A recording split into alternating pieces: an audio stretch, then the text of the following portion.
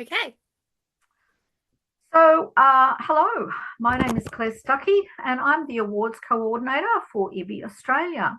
Today I'm interviewing Avery McDougall, author of Invisibly Grace.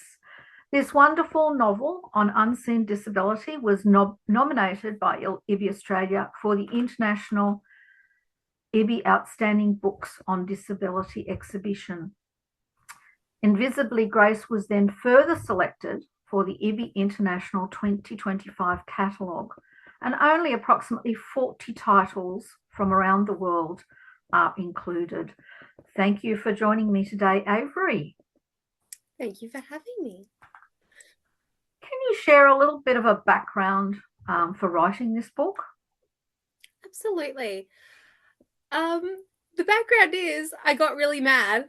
Um, so the way that invisible illness is portrayed in the media is quite limited. And especially when I wrote the book obviously it takes a bit of time. When I started writing it in 2018, the thing I was seeing was there was, especially for young adults, there were books with disabilities that had an end. And like, for instance, cancer is a really good example of you get better or you die.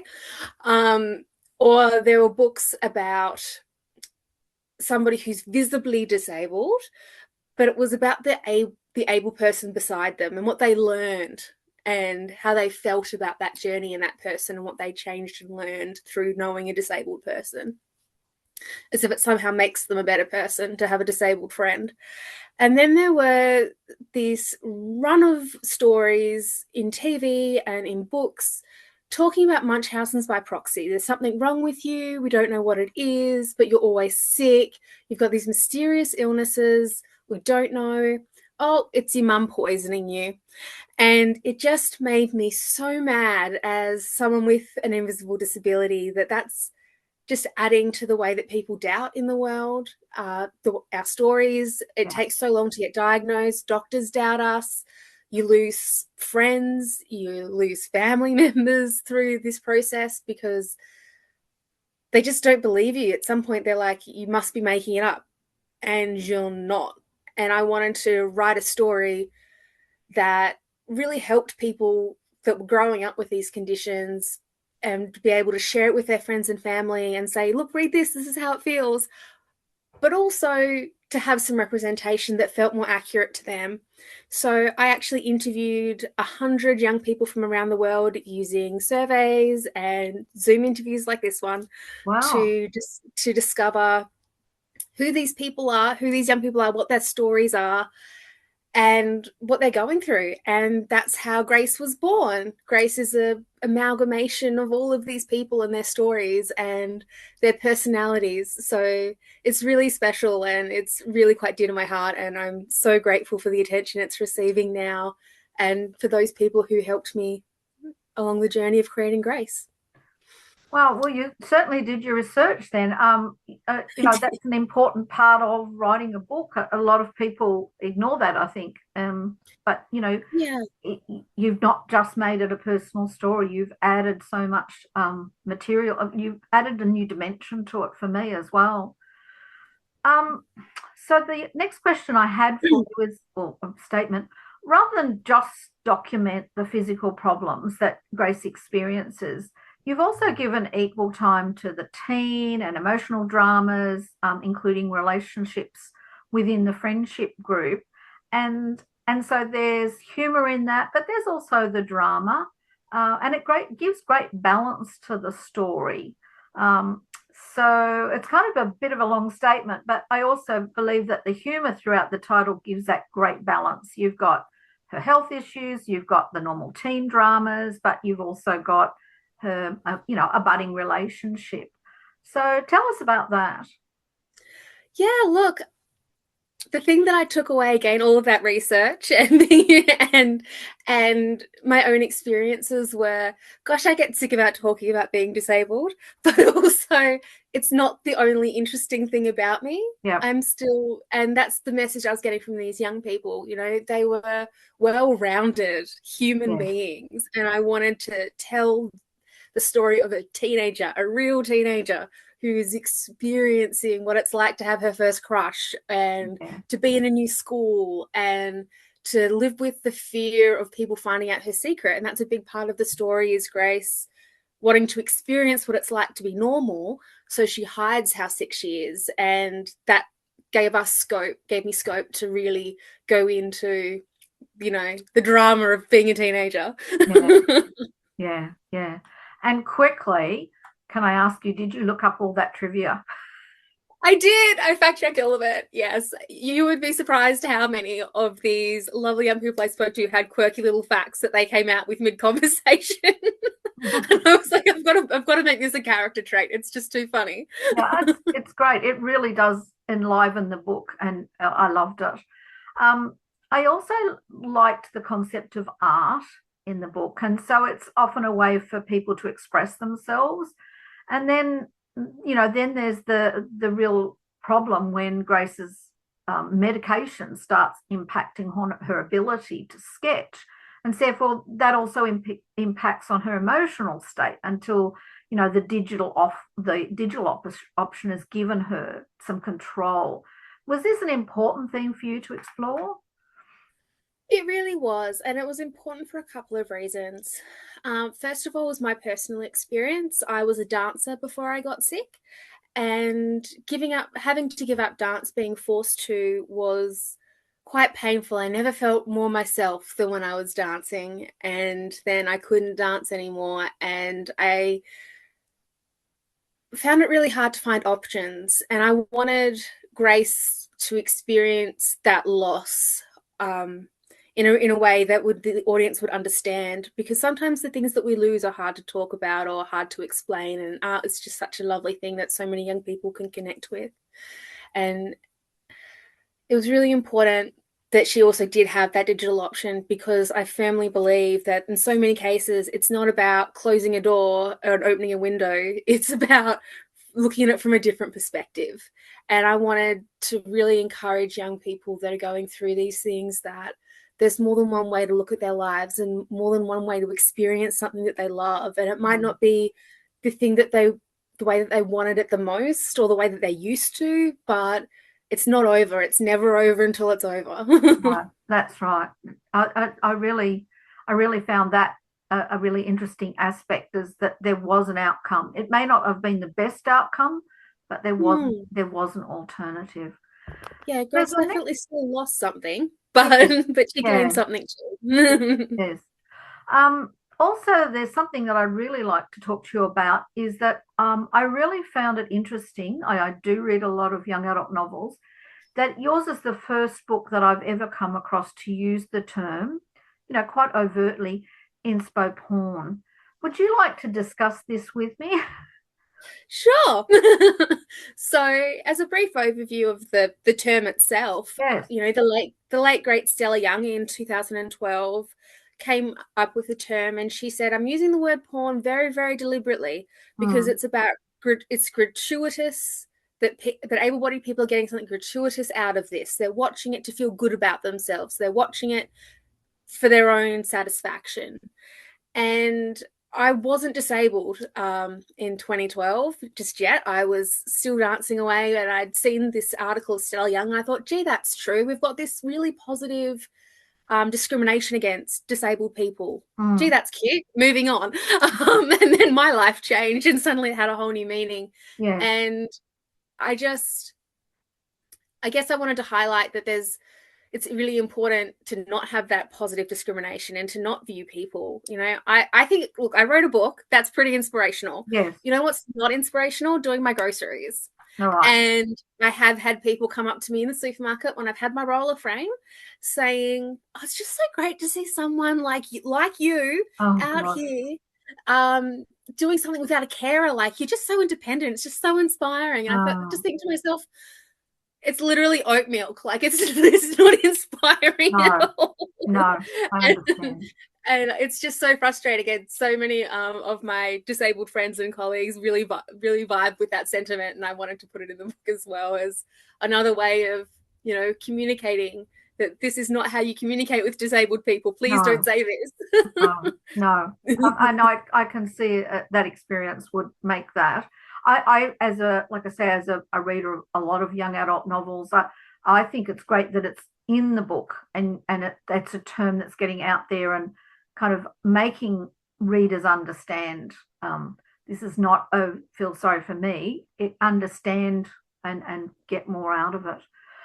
So our interview is short, I'm sorry, but and there's 1,000 more questions I would like to ask you.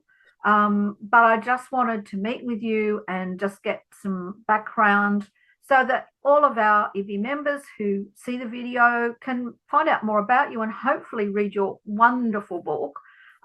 It's a fantastic novel. So your title, Invisibility Grace, was selected for inclusion in the Outstanding Books on Disability collection by an international judging panel. So not just people like me who just love Australian literature. And then, of course, officially announced at the 2025 Bologna Book Fair. So I'd like to say from IBBY Australia, congratulations. Your book is now officially internationally recognised.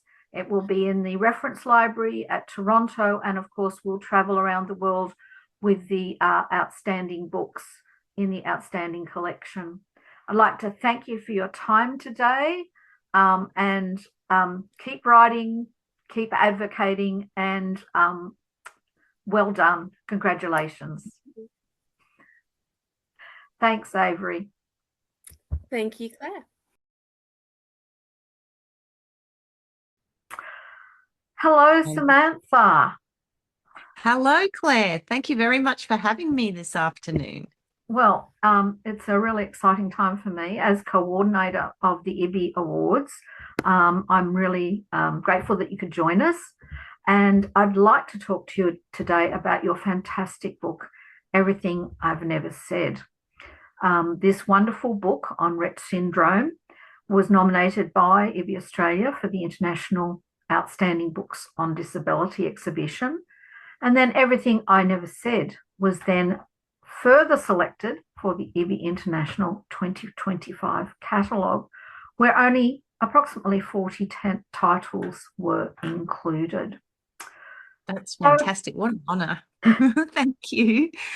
So I was going to ask you first if you'd like to read the quote from your book in the opening pages. Yes. I just felt it really set the scene for the whole book. Yeah. Okay. I'd love to. Be my pleasure. So this is just a little section before the chapters actually start, and it says this. Imagine you have an itch, but your hands are too scrunched to scratch it. You have something to say, but you can't talk, so no one listens. There's nothing you can do. You're locked in. So just to give you a little taste of how Ava might feel before you even start reading her journey. Yes, thank you. Thank you very much, Samantha.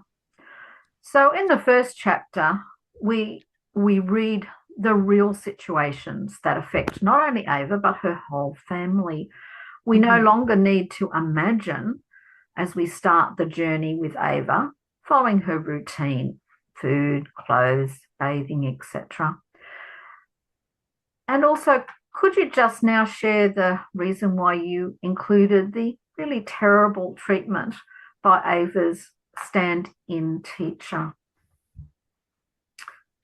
Absolutely, I can, Claire. In fact, I talk a lot in schools about this book, and I always feel dreadful because I'm surrounded by beautiful teachers, and yet this is something that has been our experience as parents, and it was so hurtful that I really felt this need to include it in this story. And I hoped all the beautiful teachers out there didn't think that we all think that you're all like that, because this is not the case. We've had some amazing people in Charlotte's lives, but we did experience times where Charlotte was very misunderstood. So she has some behaviors, like, for example, she screams and she bites and she spits. So when I was developing the character of Ava, I wanted to be true to some of those rather confronting behaviors. So Ava wants to say a lot, but if you don't take the time to see what it is that she wants to say, her behavior escalates to the point where you can't ignore what it is that she wants to say. So when I was creating that school situation, I wanted people to know that that frustration of not being heard was something Ava felt, but I feel very many of us feel if someone doesn't take the time to see what it is that we actually want to say. And I'm sure many people can relate to that feeling of just needing to say something Mm. and the day moving on too quickly, or the parent being too busy, or the teacher being in a rush and not being able to say it. And in Ava's case, that builds up to such a point that she's really very difficult to manage. And the need to kind of put that rather forceful teacher in there was based on, I suppose, how many of us might feel we need to deal with what we see as bad behavior. Mm. So, for example, her dad, some of her teachers um, feel this sort of discipline is needed when someone plays up. Let's just be really firm with them. And we came across that in our real lives quite a lot, where Charlotte was being naughty. And I think a lot of children and parents can relate to that. Will we be stricter? Oh, is it something we're doing? And I just wanted to explore what it might feel like as the reader to come across someone who is stricter and isn't into actually listening to the child, but into this sort of discipline and you won't be naughty. It came across a little bit firmer than maybe I meant it to, but I think that was our lived experience. In fact, it was probably softer than our lived experience, but it is quite confronting in the book, isn't it, Claire, to have a teacher treat Mm. a young child like that. Yes, Mm, yeah, not really, I think, accepting how mm, Ava could communicate, so mm. not giving her a chance. Yeah. Yes, I agree. It was really sad. However, in contrast, there are some lovely moments of humour in the book, which I thought really beautifully balanced it. And I loved the little concepts like the colour purple, and Mum's going, Yes. "Oh, she loves purple," whereas in fact she doesn't. she Yes. she describes herself as as an aubergine, or kind of an eggplant looking person, because she's got purple on all the time.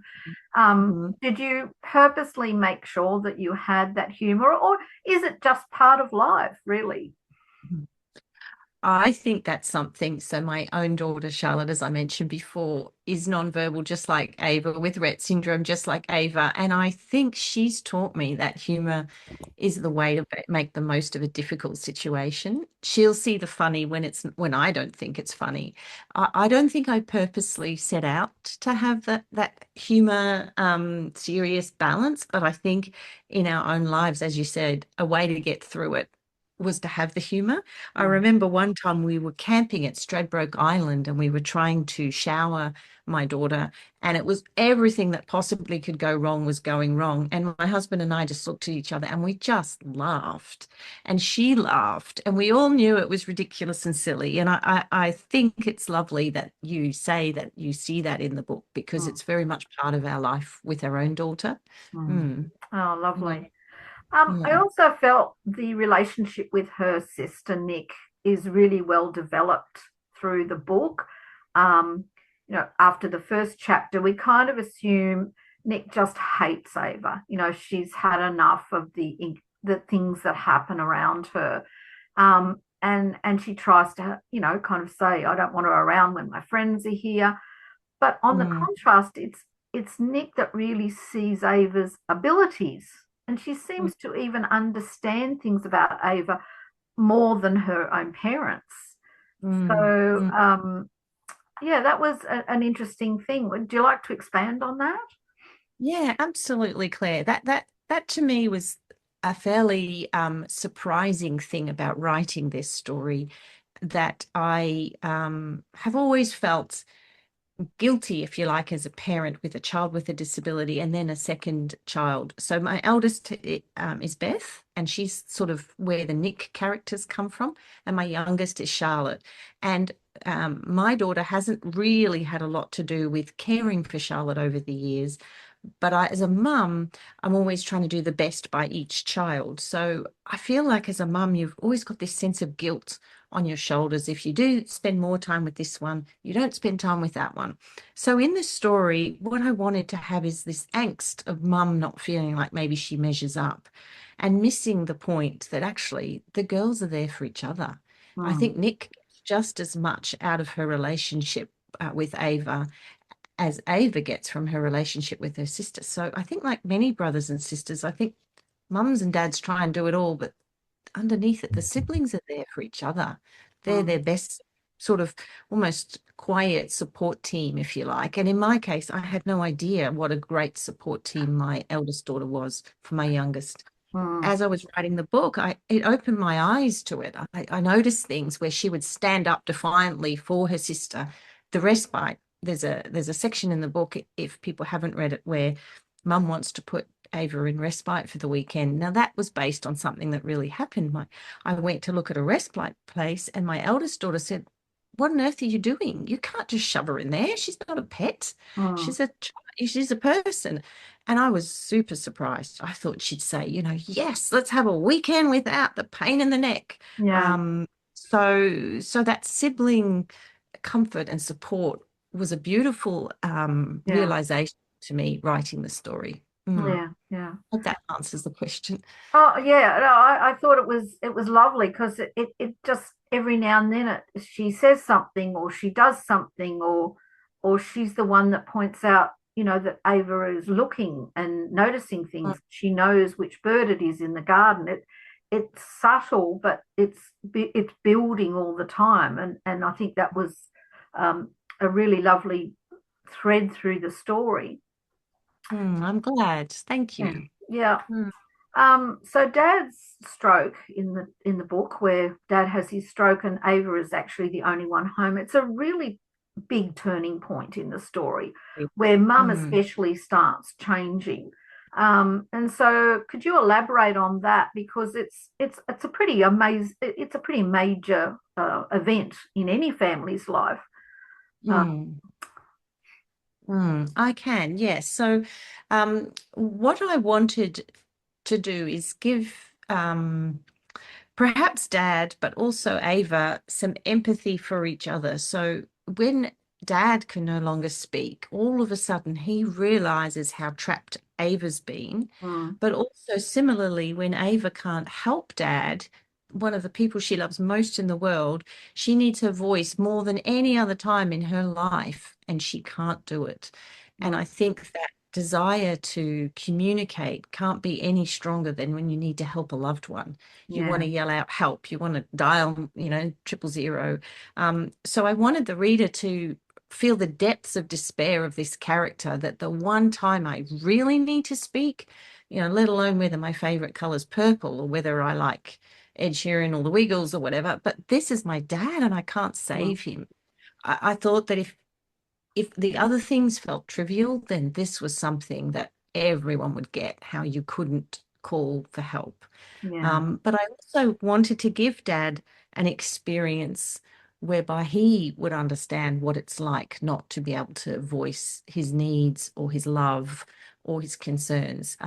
So I kind of, sounds a little bit silly, but I was looking for something to happen to Dad and Ava not to be able to help him. And I was thrilled when I found out what happens to you when you have a stroke. And that sounds awful, but it's like mm, perfect. If you can't talk, but he's actually still alive, then that's going to cover what I want. yeah, Because I had thought of maybe a car crash or maybe he goes away for a time, but this idea of him not being able to speak just like she couldn't really helped the yeah, story. yeah, Mm, yeah. yeah, Well, thank you for that kind of expansion. Um, this is just so much more than a novel on finding your voice, um, yeah, which seems a bit trivial thing to say, but it is a term often used in YA literature. yeah. The novel is incredible. It highlights the frustration that Ava experiences every day. Her life has been bounded by restrictions, although I thought it was lovely where we saw how she enjoys the pool and the freedom that gives her. And your conclusion to the story really provides hope for her future.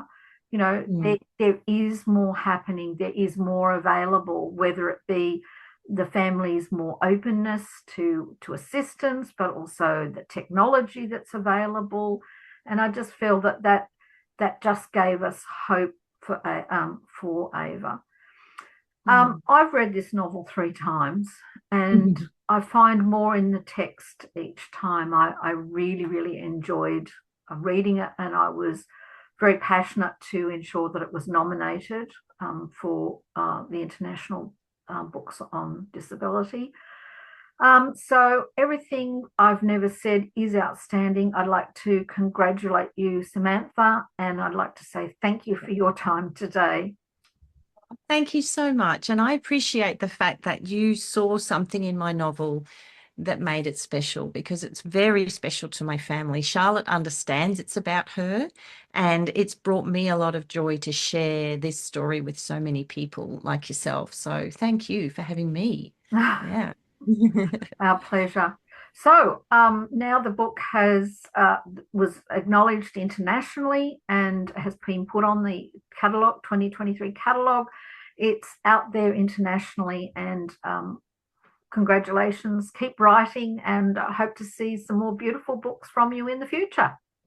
Thank you, Claire. Well, I shall get busy then. Yes, I'm in the middle of writing a book at the moment, and I'm very excited for it. Well, So that's a good one too. Yes, well, we'll look forward to it. Well, thank you for your time, and happy writing.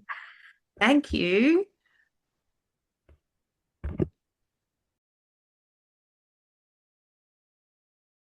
Hey, I'm Ashka. I'm a Perth-based visual storyteller, a graphic novelist, and a co-creator of Stars in Our Eyes with Jessica Walton.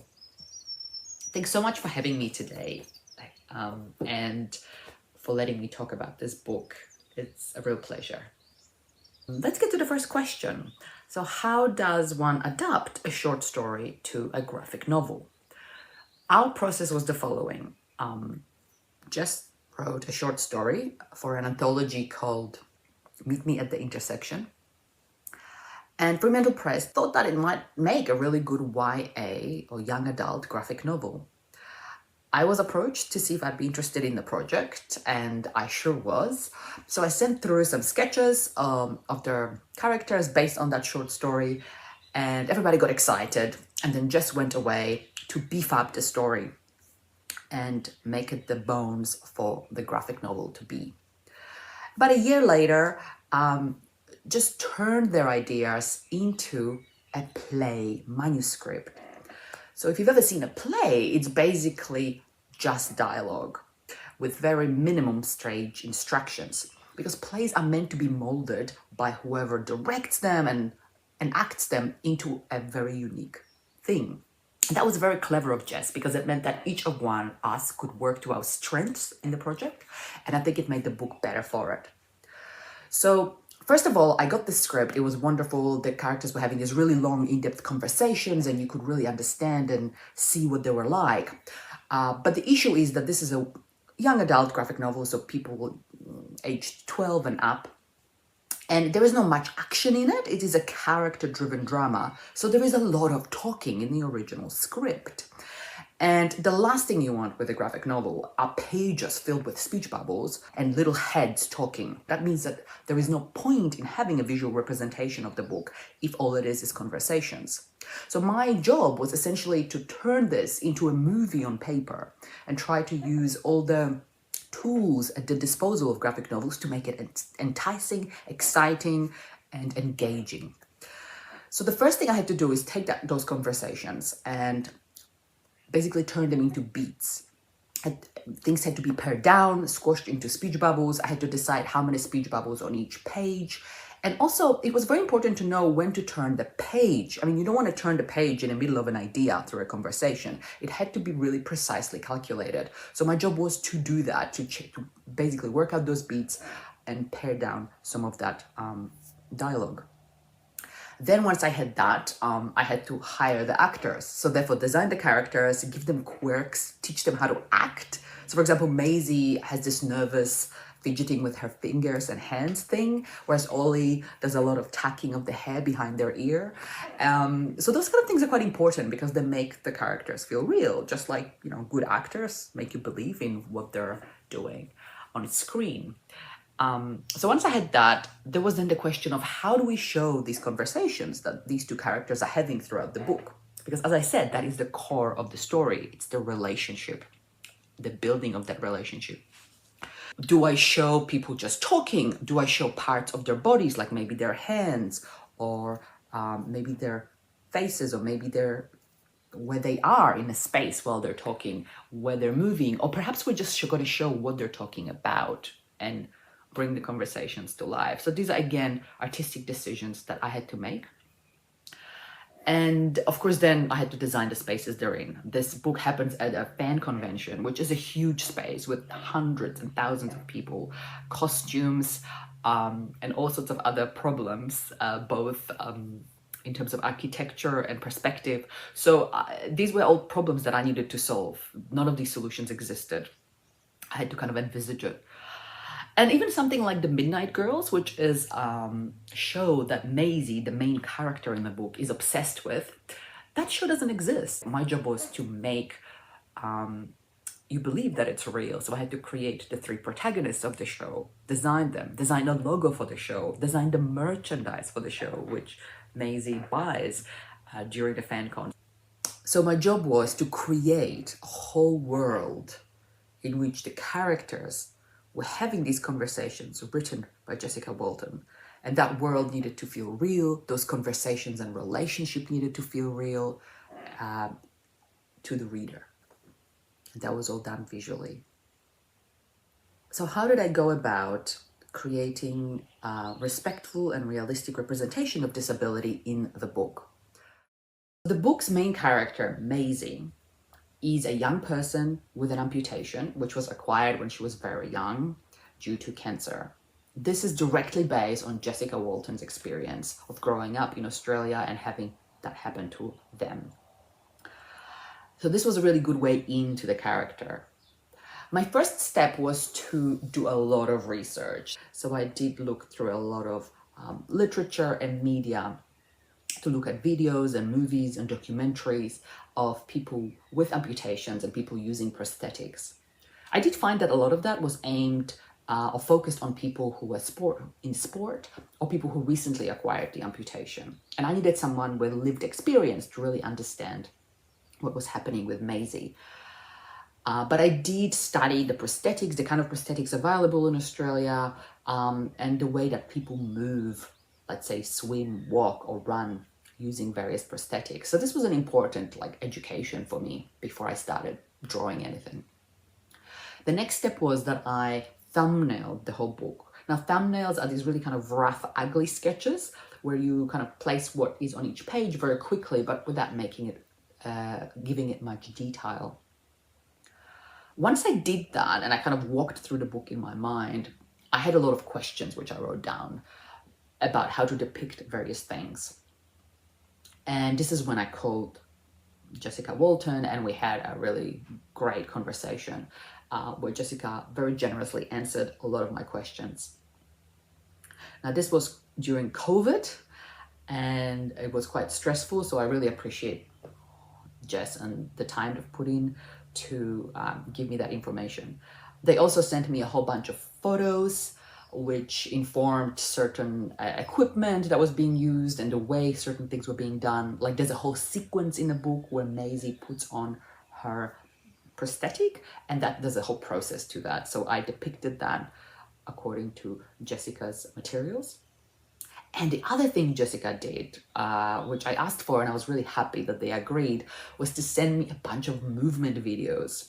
So Jessica getting in and out of the car or sitting down on a chair and getting out of the chair and moving.